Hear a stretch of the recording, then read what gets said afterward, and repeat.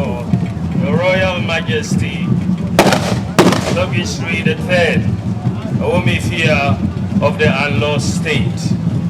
His Royal Majesty, Hogbetsotso the Second, Asante Hene. His Royal Majesty, Dasibre Akomo Japan the Second, Wewu Hene. King Taki Teko Chiru the Second, Gamanche and Chairman. The Wadada of the Unlost State, Walter Regional Minister, Ministers of State, Members of Parliament, MMDCs, Members of the Diplomatic Corps, Tokyo, Mamao, Dumagao, ladies and gentlemen, Ndona Milo.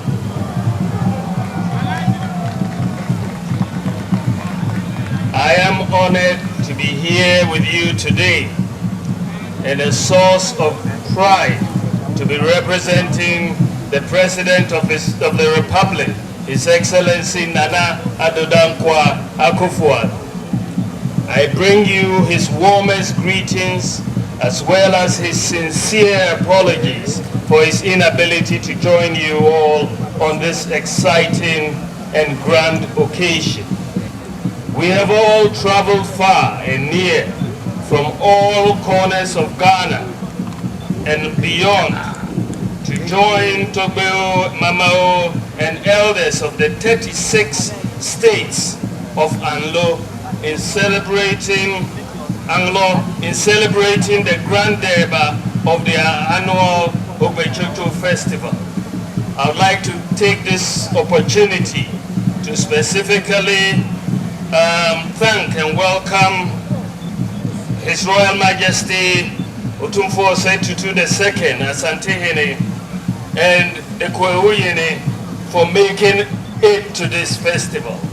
I can say that the historic records show that the last Asante Hene to be in Anglo was Asante Hene Kofi Karikari, and this was over 120 years ago.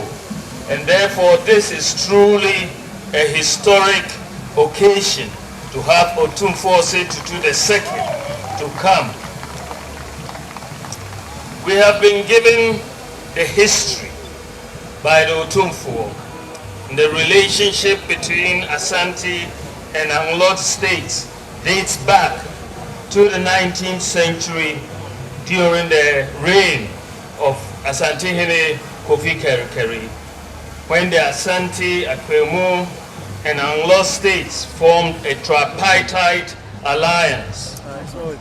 Hogbetsotso, as we all know, is celebrated to remember how the Anglos escaped the tyrannical rule of Togbe Agokoli about 400 years ago.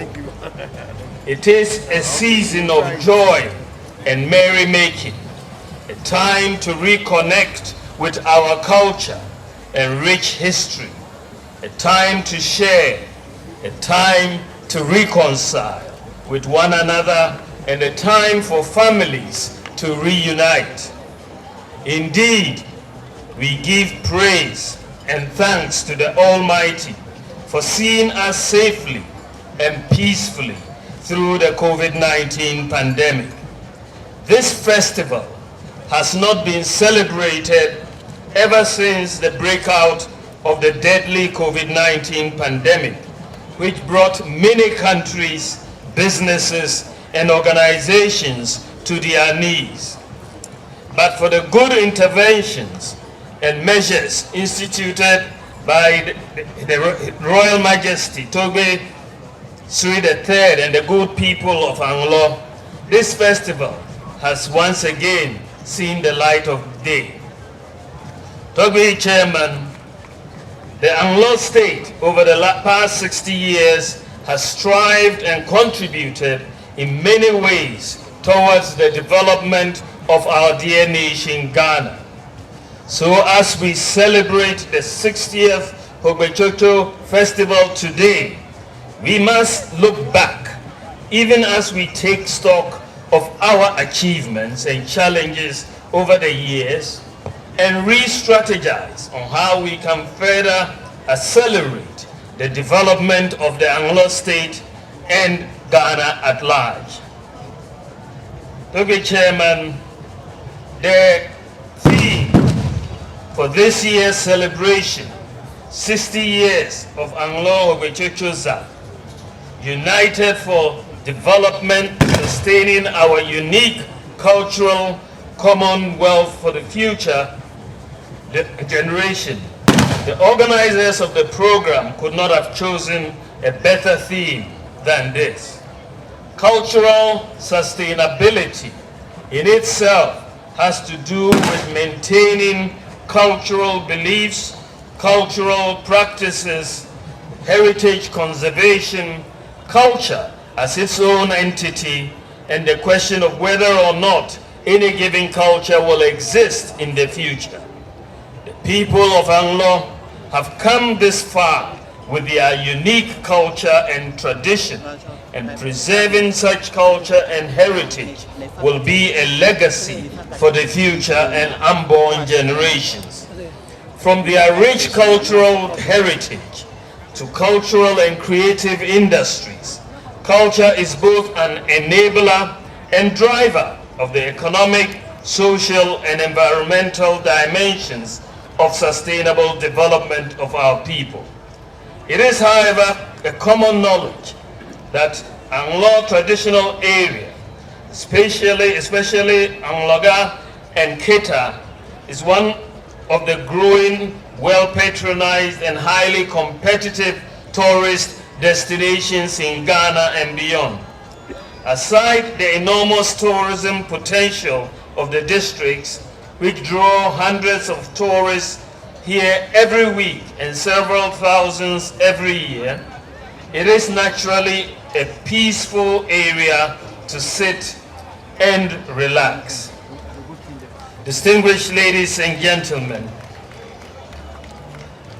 I will be remiss if I do not touch on the economy. We all know that we are facing a global economic crisis, which Hogbetsotso III referred to. This is a crisis that is being felt all over the world, and the cost of living has accelerated across the globe. If you look at the cost of living as measured by the rate of inflation between 2019 and now, the cost of living or the rate of inflation has increased by 5-fold in Ghana. It has increased by 16-fold in Togo.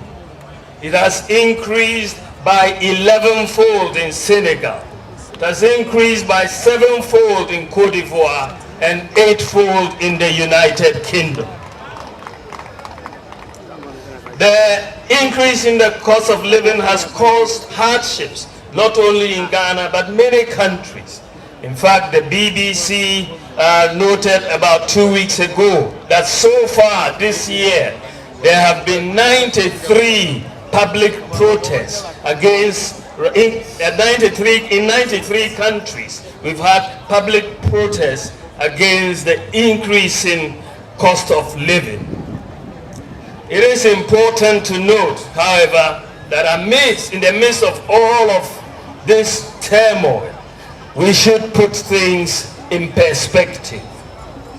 The government of Nana Addo Dankwa Akufo-Addo has, over the last 6 years, taken many steps to reposition and transform the economy. So whilst we have hardships today, which we are working very hard to alleviate, and inshallah we will deal with them. Whilst we have hardships today, let us not forget what we have been able to do in the last 6 years. Let me recall that our government in the last 6 years has created more jobs than any other government in the Fourth Republic. Let me recall that we have constructed more roads than any other government in the Fourth Republic. Let me recall that we have built more interchanges than any other government in the Fourth Republic. Let me say that we have built more airports than any other government, more railways than any other government. We have built more classrooms than any other government in the Fourth Republic. We have constructed more fish landing sites than any other government in the Fourth Republic. We have also restored teacher and nursing training allowances.